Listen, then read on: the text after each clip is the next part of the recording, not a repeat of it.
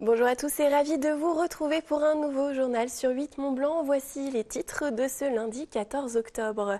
Cela faisait 60 ans qu'il n'avait pas franchi la frontière. Le tram a circulé ce matin jusqu'au centre-ville d'Annemasse. Jean-Paul Crespi a suivi ce premier essai avant sa mise en circulation commerciale le 15 décembre prochain. Plus de 40 000 analyses menées et une vigilance accrue. Les acteurs de la filière du reblochon se mobilisent pour redorer l'image du fromage au lait cru emblématique de nos territoires. S'il a toujours la cote, le reblochon est de plus en plus surveillé. 60 ans donc que ce n'était pas arrivé. Ce lundi matin, à Moelle-Sula, le tram des TPG a franchi la frontière pour effectuer un premier voyage pour rejoindre le centre-ville d'Annemasse. Un moment historique et symbolique à la fois pour l'agglomération annemassienne et le Grand Genève. Jean-Paul Crespi n'a pas manqué ce rendez-vous qui appartient désormais à l'histoire. Reportage. Après des mois de travaux pour construire l'ensemble des infrastructures nécessaires pour relier Annemasse au centre-ville de Genève, le tram a franchi ce matin pour la première fois la frontière pour s'engager sur son futur tronçon. Une concrétisation longtemps attendue, plus de 60 ans après l'arrêt de l'ancienne ligne, car les tramways genevois ont circulé sur ce même itinéraire de 1883 à 1959. C'est le symbole du premier tram qui retourne à Annemasse depuis 1958, donc 60 ans sans tram. Mais maintenant, il y a évidemment toute la partie des essais dynamiques qui doivent se poursuivre. Ça consiste notamment à s'assurer que tous les différents sous-systèmes fonctionnent en exploitation, ce que l'on va faire dans les prochains jours. C'est le début d'un changement de mobilité à Genève, dans la région de Genève. C'est le moment. On a fixé tout le système de mobilité depuis des décennies sur les voitures individuelles. Et c'est la fin de ce système. Ce n'est pas la fin de la voiture. Et il n'y a pas de guerre sur les voitures du tout. Mais c'est d'améliorer la mobilité, donner du choix aux personnes qui travaillent à Genève, qui viennent à l'école à Genève, qui voient la famille à Genève. C'est une leçon vraiment de mobilité propre et mobilité de l'avenir de la région. À vitesse réduite, la rame s'est engagée sur la nouvelle ligne. Une procédure technique nécessaire pour permettre aux techniciens des TPG de s'assurer du bon état de l'infrastructure, tant mécaniquement qu'électriquement. Une analyse méticuleuse qui sera réalisée sur l'ensemble du parcours avant que le tram soit définitivement autorisé à emprunter la ligne à vitesse commerciale, c'est-à-dire 18 km/h. C'est un moment historique que l'on vit. On y a beaucoup travaillé. Et puis, un Annemassien comme moi qui a connu 58, le moment où le tram a été supprimé. Et je pense qu'au-delà du discours sur le fait que c'est une nouvelle manière de se déplacer, c'est une révolution de la mobilité qui reste une réalité. C'est vraiment ça qui va se passer.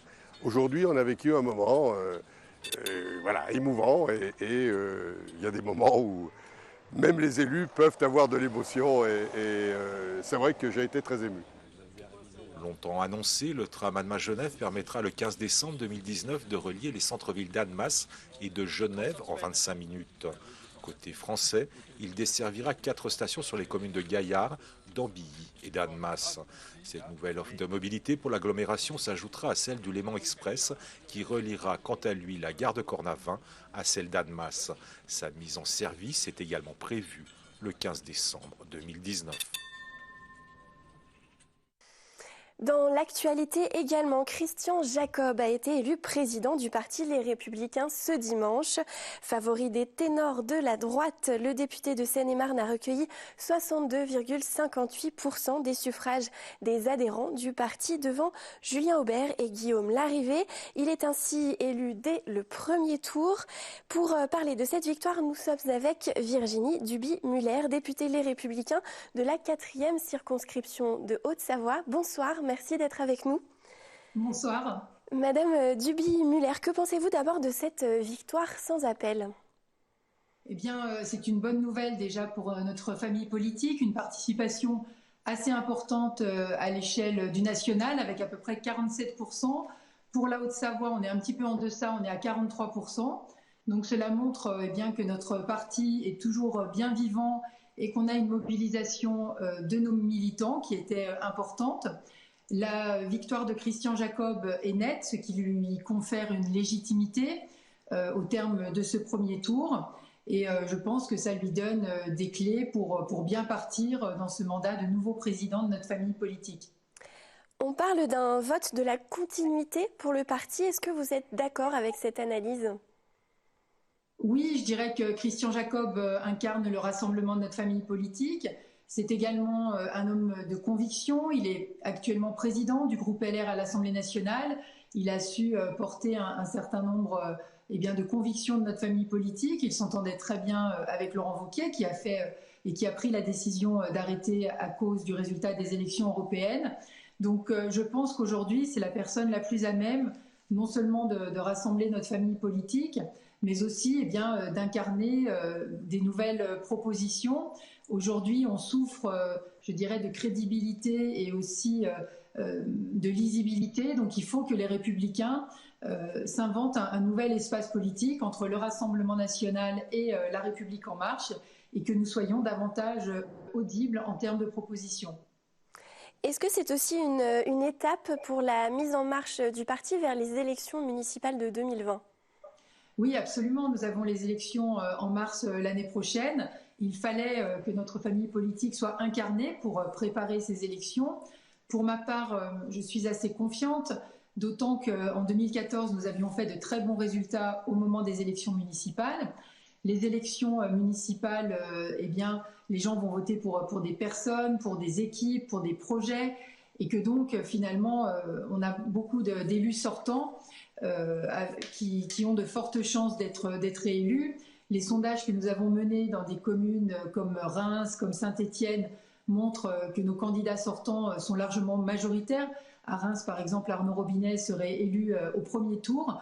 Donc on voit que la politique qu'ils ont conduite, la façon de faire de la politique qu'ils ont pu avoir pour leur commune est payante et qui devrait être réélue l'année prochaine.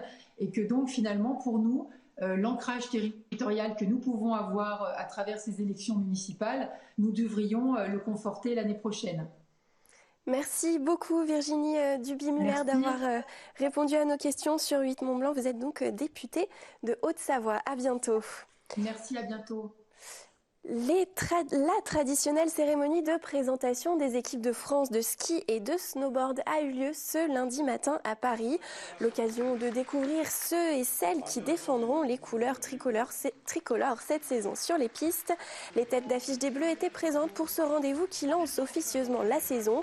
Si les athlètes ont hâte de débuter les circuits de Coupe du Monde, ils sont aussi inquiets pour l'avenir de leur sport. Leur préoccupation, le changement climatique. On écoute quelques réactions recueillis sur place par Sébastien Germain. Je suis rentrée en équipe de France en 2014. Donc on allait s'entraîner sur le glacier de Tignes par exemple, ou même de Zermatt en Suisse. Et en 5 ans, j'ai vu l'évolution comment ça a changé, comment les glaciers ont baissé. Et franchement, ça fait peur. Même quand je parle avec mes parents de comment étaient les glaciers avant, ils me disent mais en 20-30 ans, c'est hallucinant comment ça a changé. Donc ça fait peur. Et on se pose des questions, c'est sûr, pour notre avenir parce qu'on ne sait pas si les structures qu'on a à notre disposition à nos jours, elles vont pouvoir nous accueillir dans quelques années encore, quoi. C'est inquiétant, oui, parce qu'on se dit qu'est-ce qui se passe si tous les glaciers fondent, ça se trouve on n'aura peut-être plus d'hiver. Je ne le souhaite pas, après c'est peut-être aussi, faut se dire qu'il faut réagir, qu'il faut prendre les bons réflexes. C'est à nous d'alerter les gens et de les inciter à être plus en phase avec la nature, avec la terre. Et nous aurons l'occasion de reparler du volet sportif dans nos éditions de mardi et mercredi. Les Aravis sont le berceau du reblochon. AOP est emblème du savoir-faire local. La filière du reblochon regroupe environ 700 opérateurs, producteurs de lait ou de reblochon fermiers, fromagers ou encore affineurs. Tous sont concernés par un nouveau plan de surveillance, une vigilance accrue suite aux nombreux rappels de l'eau en 2018 et aux mises en garde des autorités concernant la consommation de ces fromages par les plus fragiles. Des faits marquants qui n'ont pas détourné les consommateurs de ce produit. On fait le point à la Clusa.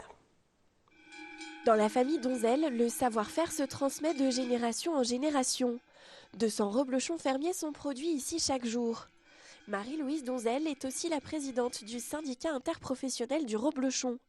Elle a présenté en début d'année le nouveau plan du ministère pour une surveillance sanitaire renforcée contre les bactéries E. coli. Les agriculteurs étaient déjà vigilants, mais là, on leur a encore demandé de l'être plus. Ça veut dire qu'à la traite, au niveau du nettoyage des trayons, au niveau de l'hygiène, donc de cette traite, au niveau de la fin de traite, de protéger le trayon et tout ça. Et il y a vraiment eu un effort considérable des producteurs. Moi qui suis président de la filière, je suis devant vous, je veux même les remercier parce que franchement, ils ont vécu ça très difficilement, mais il y a vraiment une prise de conscience et beaucoup d'efforts de la part des agriculteurs. Si 2018 a marqué les 60 ans de la filière reblochon, l'anniversaire a été terni par de nombreux rappels de l'eau.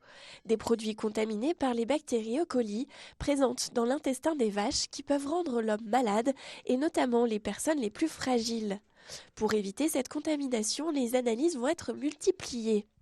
C'est vrai que la qualité sanitaire d'un fromage au lait cru, elle implique chaque maillon de la filière, du paysan jusqu'au consommateur. Le producteur doit faire une traite avec un lait de qualité, en passant aussi par le fromager, par l'affineur. C'est une attention permanente que nous avons. Nous l'avions, mais nous avons encore mis l'accent plus fort, un savoir-faire. Mais le consommateur doit aussi veiller à respecter la chaîne du froid. 43 000 analyses sont ainsi réalisées dans le cadre de ce nouveau plan de surveillance. Un plan dont le budget s'élève à 800 000 € par an pour 2019 et 2020. La demande de reblochon est quant à elle, selon les producteurs, toujours en hausse. Et des Aravis, nous partons dans le Léman. Pour parler de pêche, la Commission internationale de la pêche dans le Léman s'est réunie à Saint-Sulpice en Suisse le 9 octobre dernier. Avec 686 tonnes de poissons capturés, l'année 2018 présente un rendement global à nouveau en baisse pour la 5e année consécutive. Une baisse de 19% par rapport à celui de 2017 et de 40% par rapport à celui de 2015. La FERA enregistre pour la 4e année consécutive une baisse significative, moins 555 tonnes par rapport à 2015, soit un recul de plus de 66%. En 2018, les rendements de la pêche de la FERA et de la perche deviennent pratiquement équivalents avec 280 tonnes pour chaque espèce, ce qui n'était pas arrivé depuis 2008. La baisse des captures de la FERA semble se poursuivre en 2019. Concernant les autres espèces, les captures restent stables par rapport à 2017. C'est la fin de cette édition. Merci pour votre fidélité à l'information sur 8 Mont-Blanc. Fanette, je te laisse conclure. Passez une très belle soirée.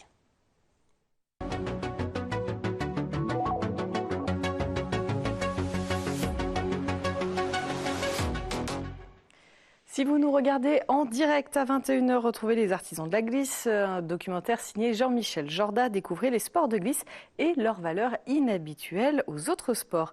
Merci à toute l'équipe. Demain, Sébastien vous attend pour accès direct. Au programme, le plan climat d'Aix-les-Bains, Fabienne Aumont, artiste, sculptrice et gérante de l'Empreinte Bleue du côté d'Annecy.